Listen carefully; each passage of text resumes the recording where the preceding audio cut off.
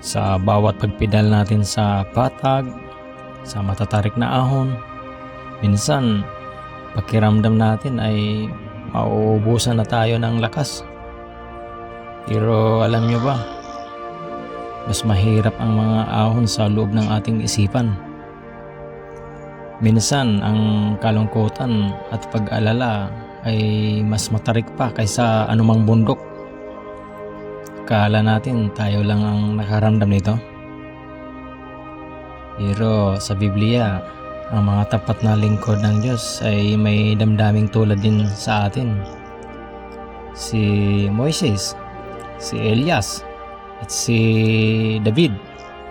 Dumating sila sa punto na nasabi nilang hindi ko na kaya. Maging si Hana na dumanas ng pang-iinsulto. At si Job na nawalan ng gana na sa buhay. Ang mga kwentong ito ay patunay na naiintindihan tayo ng Diyos. Gaya ni Kevin na diagnose na may bipolar disorder. Noong una, sabi niya, akala niya wala na siyang halaga. Pero natulungan siya ng halimbawa ni Apostol Pedro at ni Haring David. Sa awit 51 verse 17, sinabi ni David, ang pusong wasak at durog, O Diyos, ay hindi mo itatakwil. Isang napakalakas na paalaala na mahal tayo ng ating maylalang, si Jehovah, kahit sa pinakamadilim na bahagi ng buhay.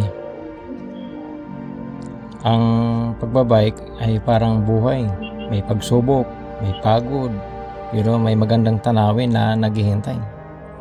Kaya huwag kang sumusuko.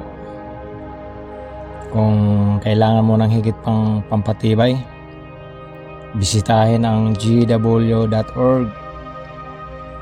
Ito ang Pitfall Horizon Trails. Hanggang sa susunod nating na-ride.